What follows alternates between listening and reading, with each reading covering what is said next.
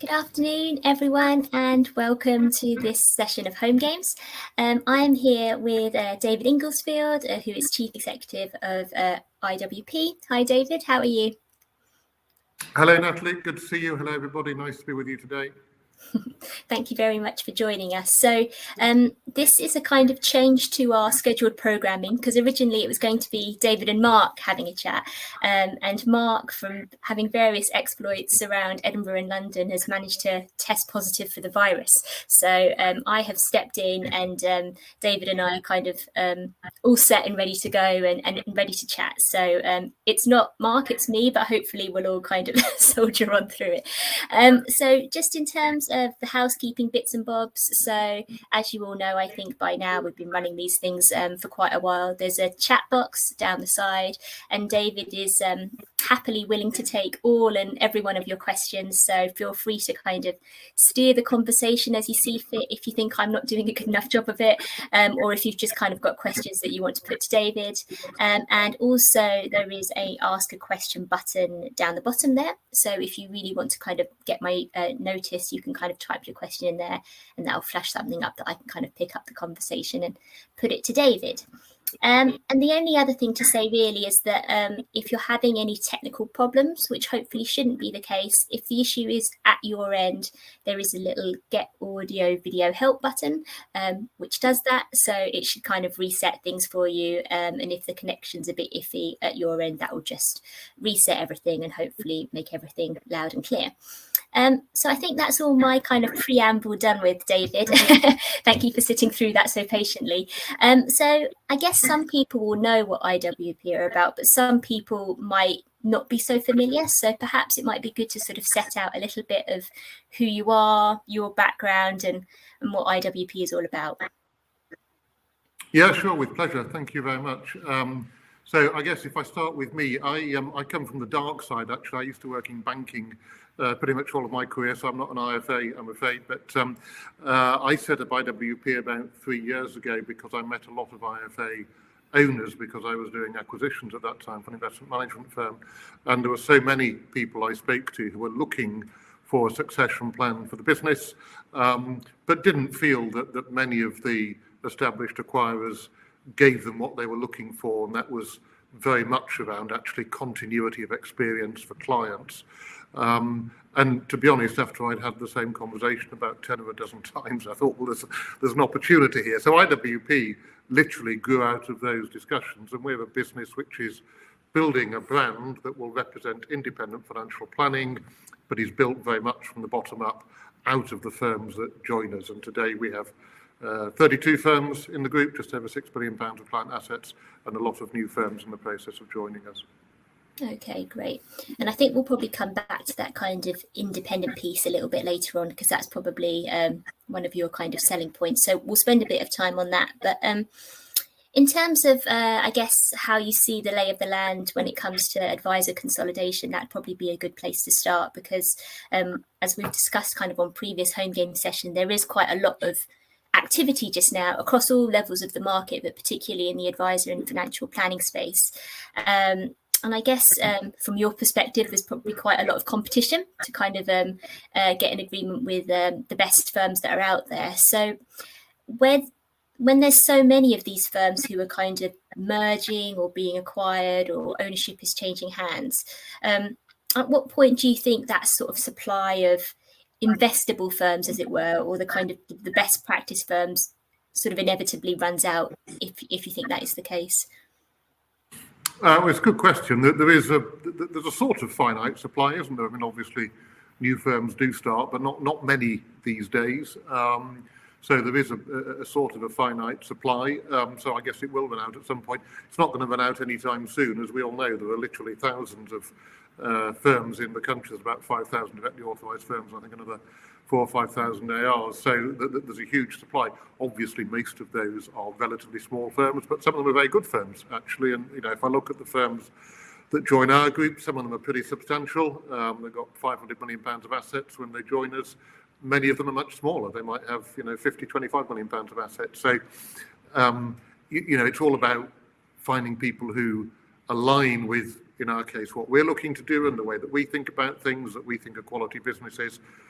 size obviously matters. It's not the most important thing, actually. So I think there's lots and lots of potential. I think the challenge, as you touched on at the start of your comments, is what is your proposition as a consolidator, if you call it that? What is your business model? What is the offer that you're making to people who are considering selling their firm? Do you call yourselves that, consolidator, or do you not like that term? We don't. No, it's the C word. I just use it. The other C word, yeah. But actually, without getting into semantics, the way that we think about the market is a bit different, and the way that I describe it and the way that I think about it, we're an investor in good quality firms, and the difference is that there is no central IWP IFA practice. As I say, I'm not an IFA, so there's nobody in my team in the centre that sort of thinks that they know how to run an IFA business. In fact, quite the opposite. We have no idea how to run an IFA business, which is a great advantage.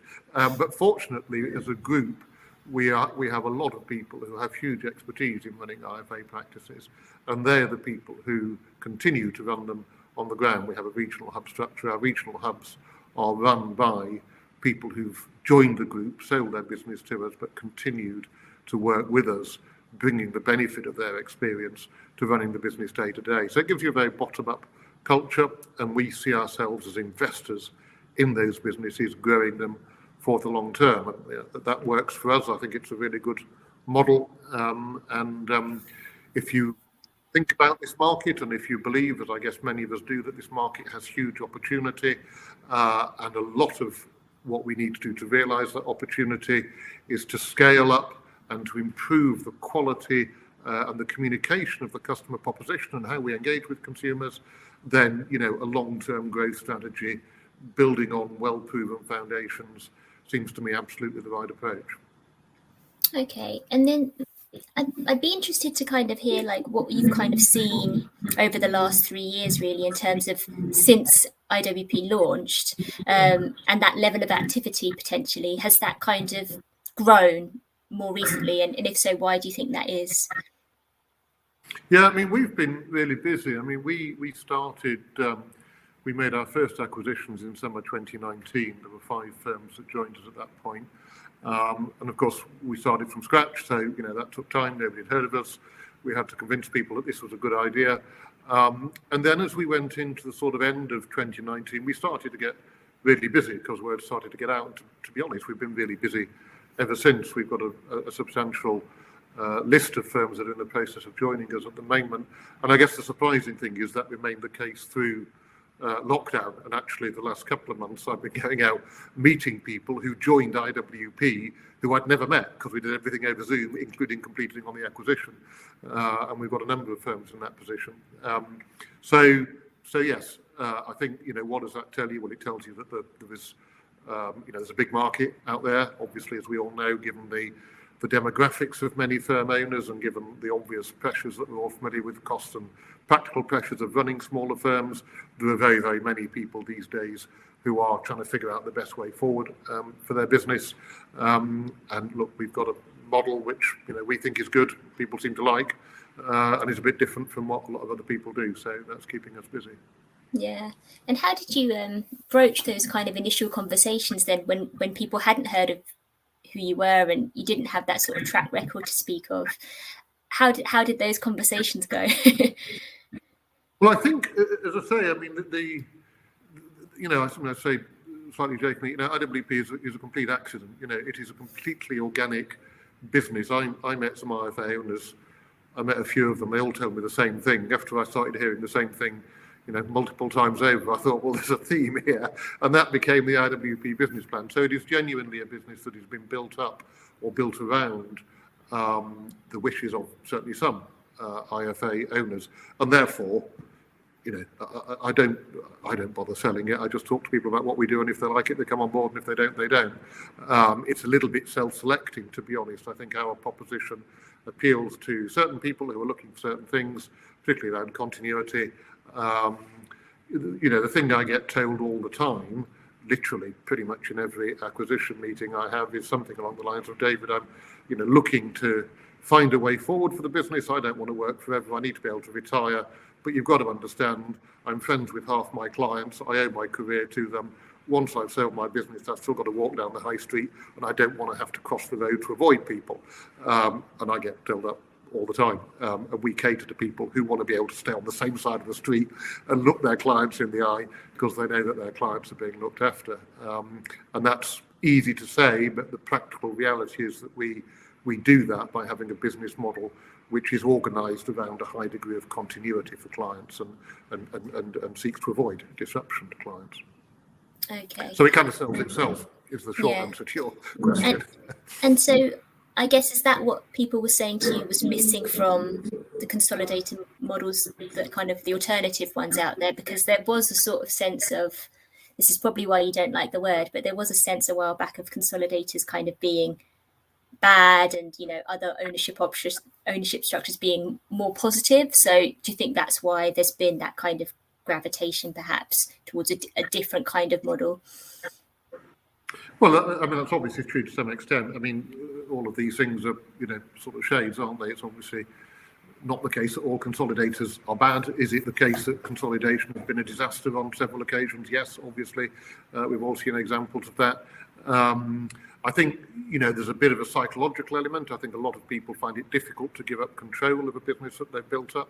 There are some benefits, pretty obviously, to being part of a larger group. To give you a simple example, we're launching an academy program. You can't run an academy unless you've got a certain amount of scale and resources to put behind it.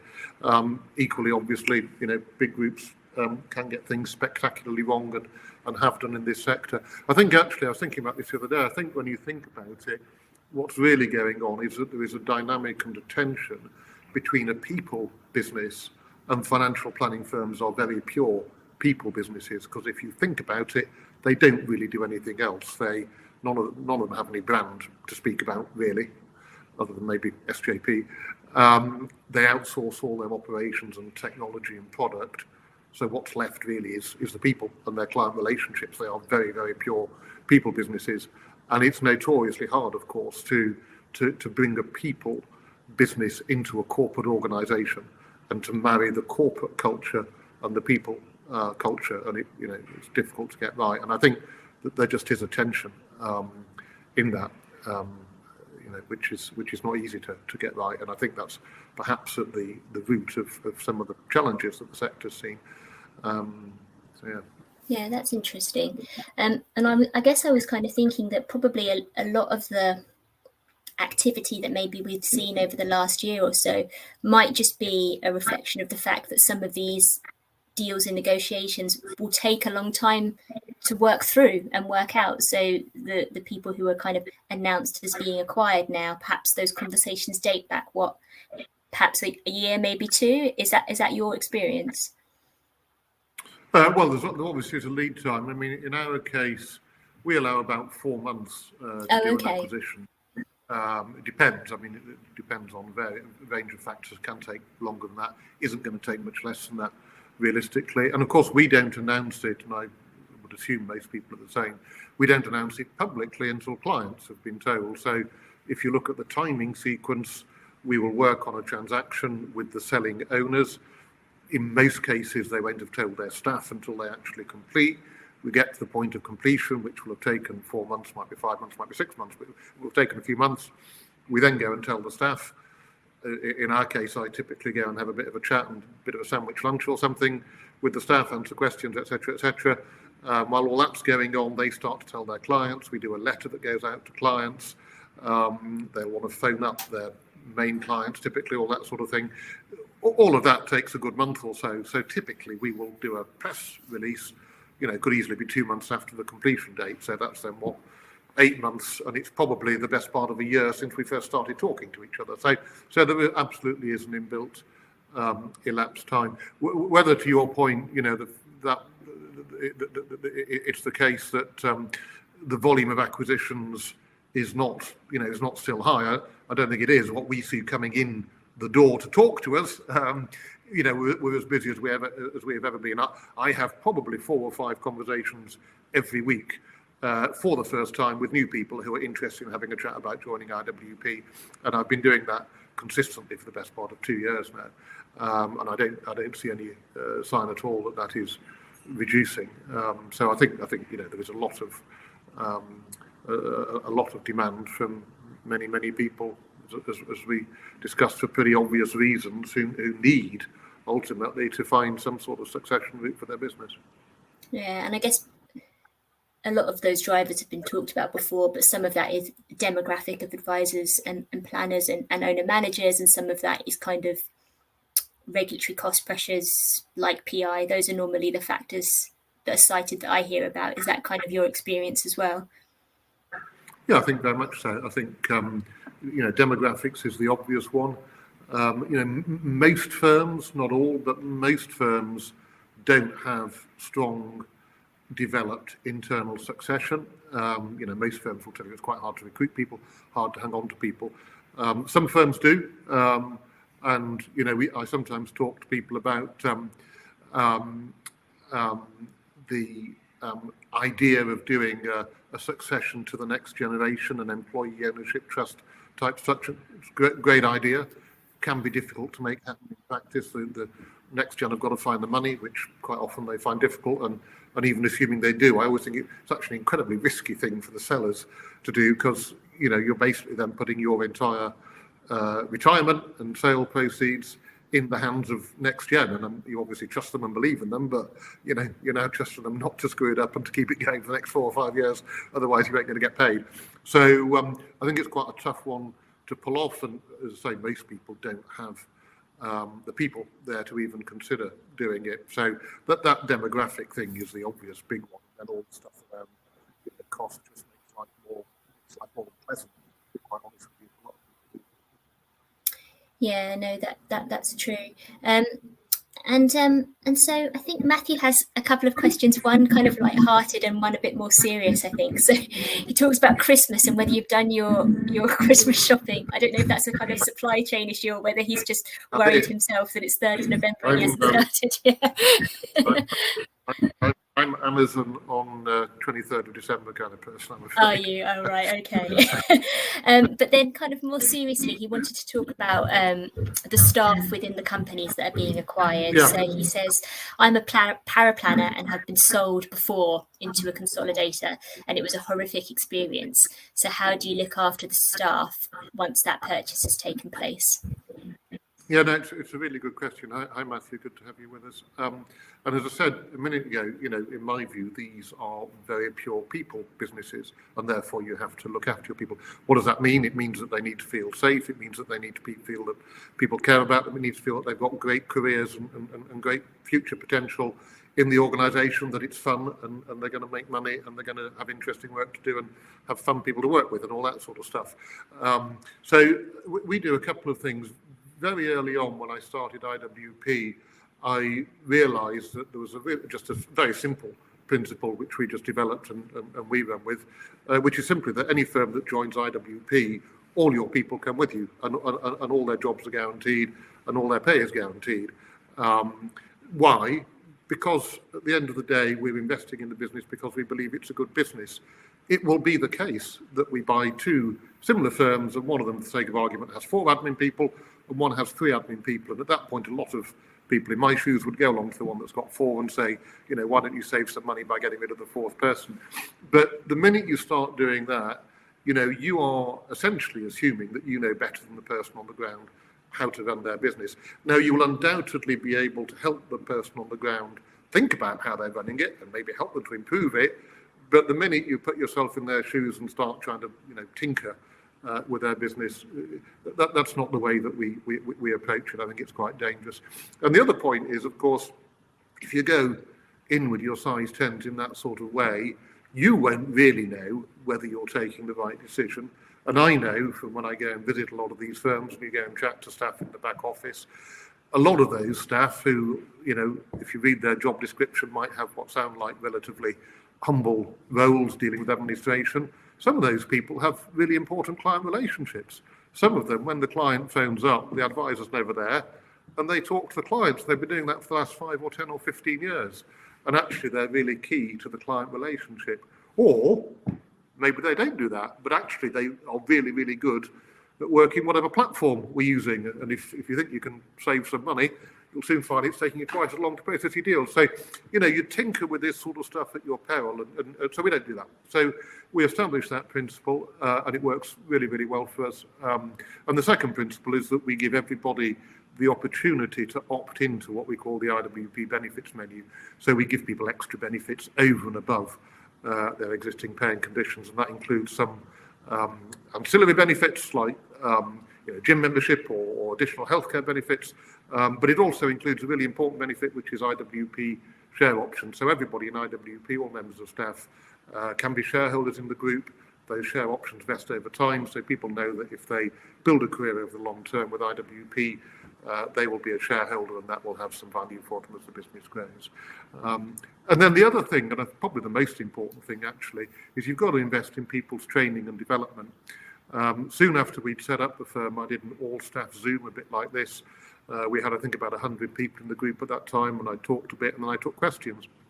And at the end of it, I had about 6 or 7 questions, and almost all of them were about training, development, exams, can I be chartered? If I'm a power planner, will you pay for me to do this, that, and the other? And it was brilliant. And what that shows you is that, people are smart. They understand that at the end of the day, you've got to build your own career these days. And the way to get on is to develop your skills and your abilities and your qualifications. And, good people want an employer that will invest in them in that very practical way. So we have an academy program, and we have a very proactive and generous attitude towards investing in people from a sort of training and development point of view. Okay. So I don't know if that answers your question. Yeah, no, thank you for that. I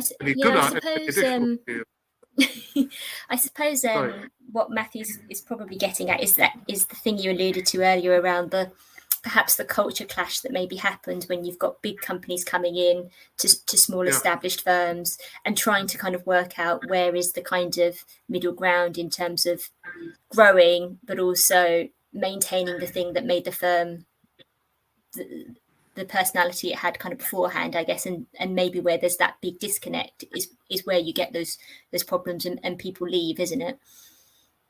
Yeah, I think, I would say you build backwards from the customer, and you build backwards and inwards from the staff and the people in the front line. And look, things change. Obviously, things change. You can't merge, in our case, 32 firms into one organisation without lots of things changing. In fact, probably most things will change over time. But people don't mind change. It's how the change comes about, how it's communicated, to what extent they're part of it, as opposed to having things done to them and not properly explained, which anybody would find annoying. So I think you've got to take people on the journey, and you've got to listen to people, because there's a lot of good ideas and a lot of good experience in everybody around the group, and in all your people in the front line. Okay, thank you for that. So Paul Dan has a question. Hi, Paul.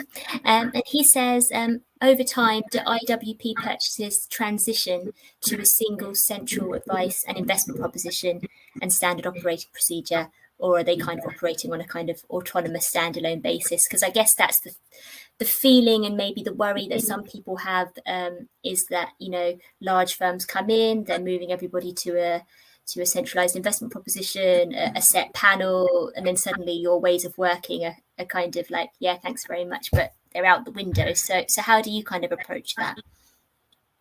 So, I mean, they're two different things. So operating practices and CIP. I mean, operating practices, we are progressively standardizing because we're bringing in new technology to give us straight-through processing. And we are creating procedures, or we're not actually, but our member firms collectively are creating procedures which will standardize, how they work. And we've said within that we will give flexibility where we can. If people want to format a recommendation letter in a particular way, they can have some flexibility.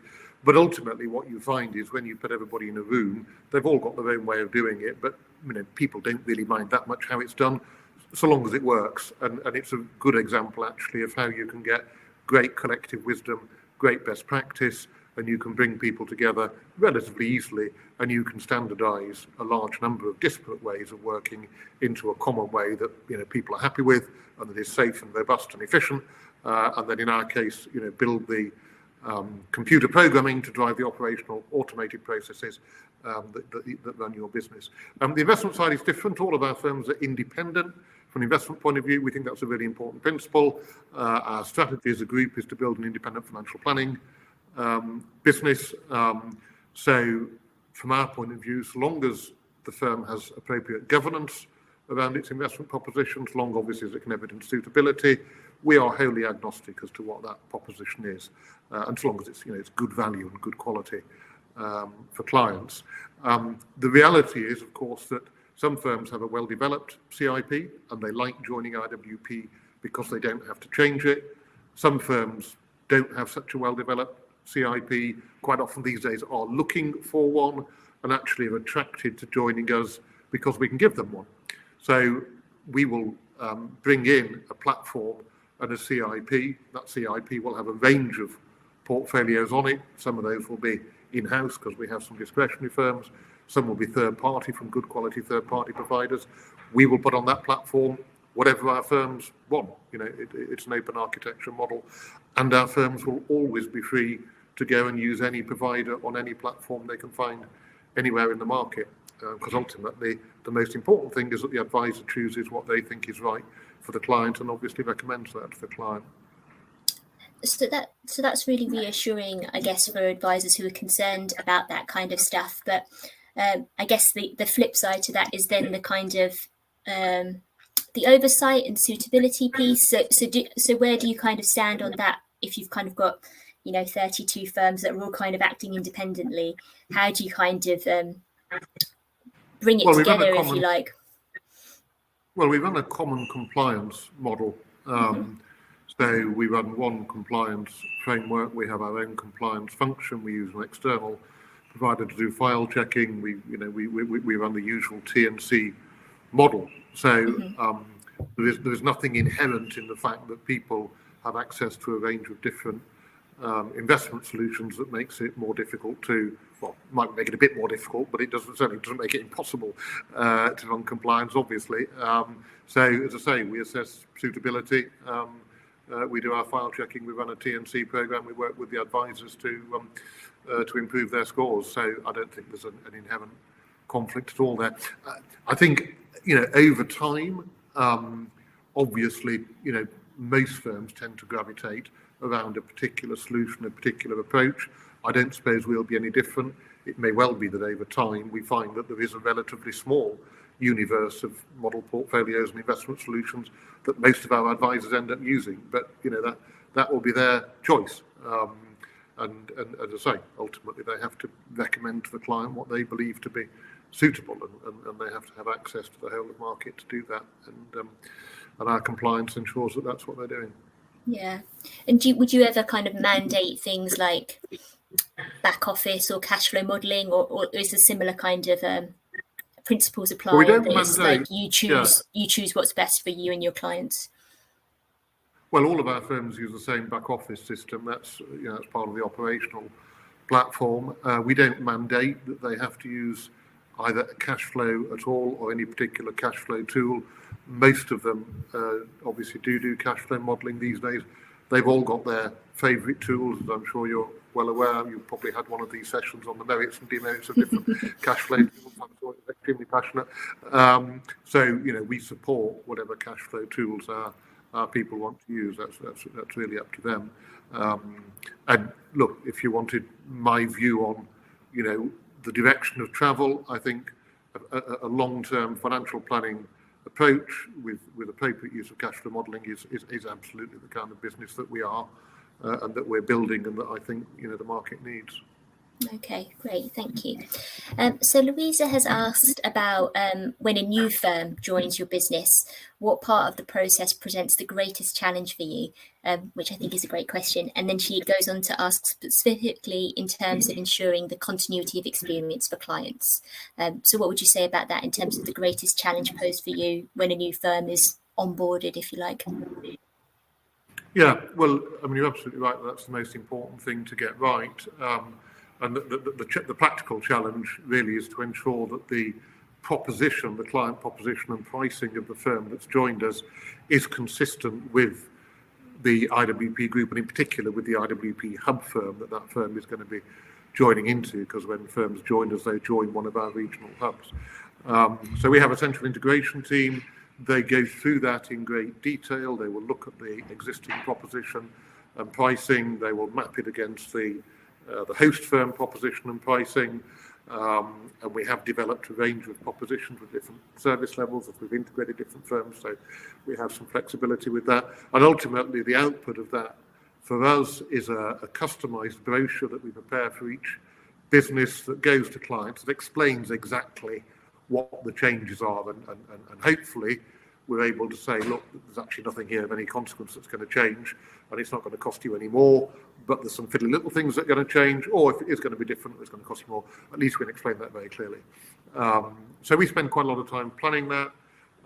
We work on that with the firm that's joining us to get to a point where once they're happy, they're able to write to all of their clients with a new client agreement, and with that brochure, explaining the changes, explaining the overall benefits of the move, and our experience is that we get very high take up, and we get it very quickly as well. We assumed that it would take up to 2 years to get this sort of stuff done. It doesn't take anywhere near that. It takes a few months in reality, and I think that's because we spend a lot of time planning it and then a lot of effort communicating it very clearly to clients. And one of the interesting things that certainly I've learned anyway is that clients are absolutely fine with change. You know, people are not stupid. They understand that in the modern world things change. They understand that the owner of the firm isn't going to work forever and want to retire at some point, and therefore somebody else is going to own the business. They get all of that. They don't mind it. What they like and what matters to clients is, you know, am I going to be looked after? Is the service going to be basically the same? Who are the new owners? What's going to happen to me? And the continuity of our model, and the fact that the firms are joining in with other firms that are like them, and the fact that we spend a lot of effort to try and ensure that there is no significant change to proposition and pricing, the fact that actually in almost all of our cases, all the existing people stay on. People actually don't retire, they just keep going. They've got rid of this sort of albatross around their neck, and they can now retire when they want to, but actually they like it, so they keep going. So all of that means that from a client's point of view, nothing important actually has changed, and they're fine with that. Okay. So I guess because you've kind of done quite a lot of these deals now, there isn't really any kind of sticky part of that process for you where it's kind of the same challenges come up each time? Well, there were lots of sticky parts. We have a checklist of 38 different things that we address when we do an integration. But to extend the analogy, our integration team have got a large supply of WD-40, which they've got very good at deploying in the right places. So I think, you know, you do get better at these things as you do them. And I think it would be fair to say that the integration side generally seems to run reasonably smoothly. And it also runs smoothly because we do take it slowly. You know, it ain't broke today. There is no rush. There are a lot of things to be done, a lot of things that will change, but, you know, we try to do them slowly so that people understand what's going on and are happy that it's going to work, rather than rushing things. Okay, great. So it'd be interesting to sort of get your perspective on, sorry to characterize it this way, but the kind of good firms and the firms that you kind of need to walk away from. So what for you makes a good firm? If you're having, you know, 5 calls a week, what are the conversations that you want to progress, and what do you look for? And then I guess equally, at what stage in a process do you go, actually, this isn't a deal for us, and how do you then extricate yourself from that? Yeah, well, it's a good question. I think actually firms that come to us tend to be quite self-selecting. I think we appeal to certain types of firms, certain types of sellers, and they find their way to us, and there's probably lots of sellers that I never even hear of. But in terms of what we are looking for, ultimately we're looking for quality business. We are an equality book of clients and people who are willing to change. And we're not looking for a perfect business, because there aren't any perfect businesses. And, you know, we do a compliance due diligence report, which is done by an external consultancy. I always say to people, look, don't worry, that will find things, right? There's no firm on the planet who's going to bring compliance consultants in to write a report and they don't find anything at all that needs to be improved. There will always be things that need to be improved. And that's fine. Obviously, there might be some things which are showstoppers, but they're pretty rare. What matters to us is that the sellers buy into that, are happy, and are willing to, you know, take that feedback on board. and work with us to improve and change things. And you do occasionally, not often, but you do occasionally come across people where, for whatever reason, it just doesn't feel like that's going to work happily, and therefore, it's probably not appropriate for them to join a group like this, because you do have to be open to change. Of course, most IFAs are successful entrepreneurs and they haven't worked in a large organisation before. People quite naturally have questions about that. It's one of the things we get asked about quite a lot. So again, that doesn't matter, but people have to be willing. They have to be open to, and we have to meet them halfway. We have to, not be overly bureaucratic and corporate. We have to remember that we're a people business. Obviously, there are particular compliance matters which are a concern for any acquirer. The risk profile of the business is pretty obvious. What those might be, and there are firms that have a poor risk profile, and we don't often say that we're not interested. We might say that we'd only consider an asset purchase. We spend quite a lot of focus and quite a bit of time talking to people about what the plan is if there is an issue. How are you going to deal with it? Because ultimately, you're going to have to, or we're going to have to, with you, go to the regulator and explain what the plan is, and you're going to have to get back to your clients and explain what the plan is, and that plan has to make sense, and it has to be client friendly, and it has to be regulator friendly. And some of that sometimes can take a bit of working through, depending on exactly what sort of issues one has come across. And you occasionally come across more serious problems, and you have to walk away, but not very commonly, but you do come across things from time to time. And then on the financial side, we do financial due diligence, and that's maybe a bit worth being aware of if anybody on the call is thinking about maybe selling their business at some point. One tip I would pass on is just making sure that you've got decent financial and operational MI. A lot of firms historically haven't bothered because frankly they don't need to. They know their business, they know their clients, they know the business is successful and growing. They get their accounts done once a year, that's all they need. But an acquirer needs financial MI. We use external auditors to assess that, and if you haven't got it, then it's pretty painful to reconstruct it. So actually anybody who's thinking about doing something at some point over the next year or two or three, it would be a good idea to get your accountant to start to produce good quality regular management accounts, start to look at what MI you're getting off your systems, create a little MI dashboard, make sure you're getting regular monthly performance MI, asset inflows, assets loss, all that sort of stuff. That sort of stuff is very, very helpful for acquirers, and a lot of firms just don't do it because they don't need to, and then you have to spend time kind of reconstructing it. It's easier to get that info ahead of time rather than when quite a lot of lawyers are asking you for that stuff. Yeah, no, I can appreciate that. So Mark, from his sickbed, has posted a question, and he's asked about the issue of cost, actually. So he says often consolidation ends up in increased cost to clients as they move into vertically integrated multi-asset propositions.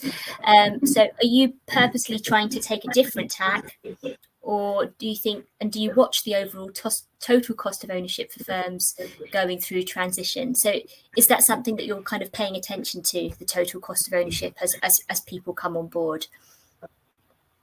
Yeah, very much so. I mean, as we've discussed, we have an open architecture investment model, and in practice, obviously, that means that clients generally will have a lower TER, or total cost of ownership, because the advisors are, going out there to buy good value solutions for them.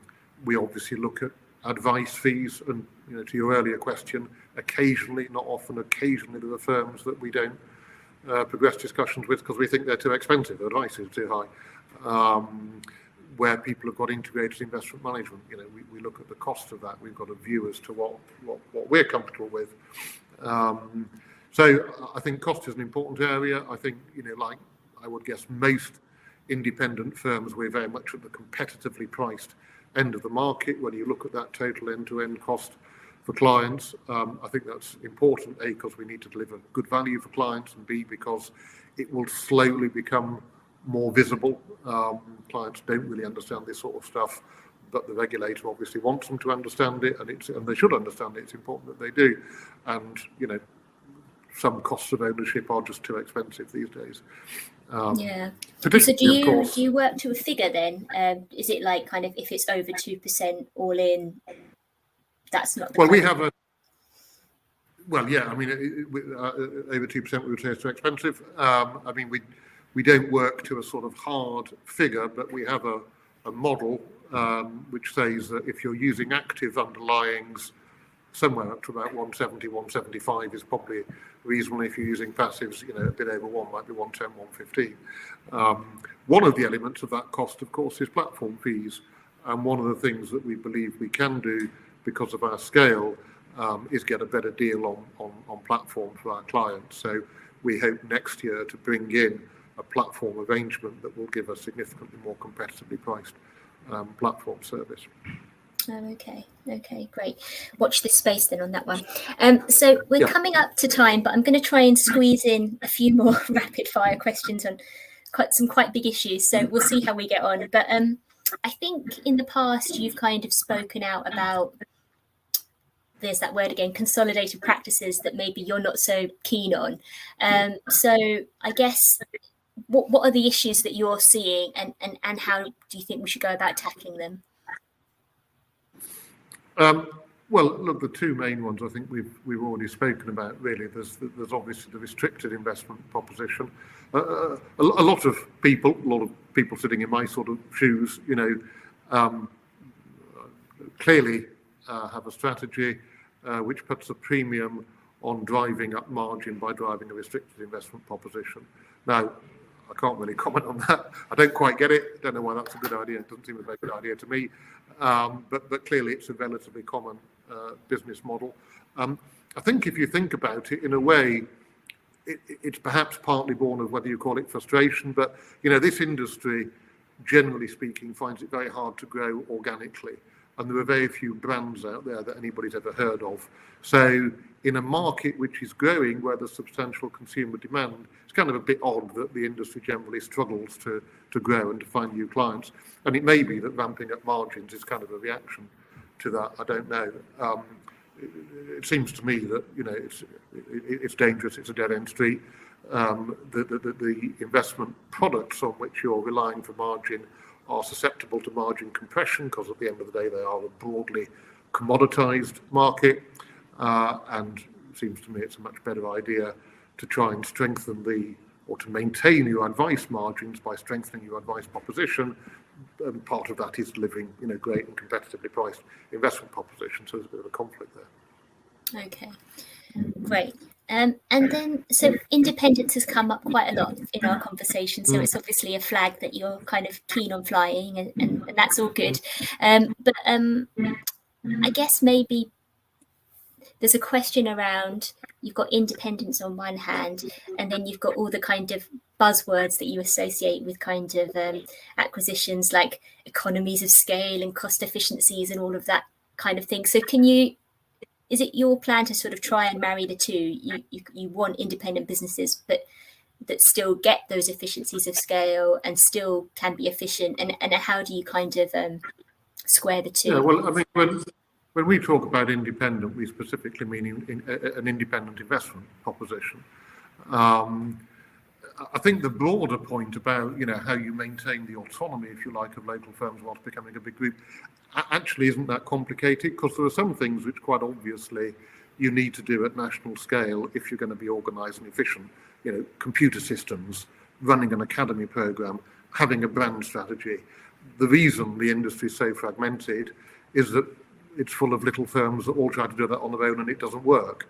It works well if you've got a good strategy when you do it at national scale.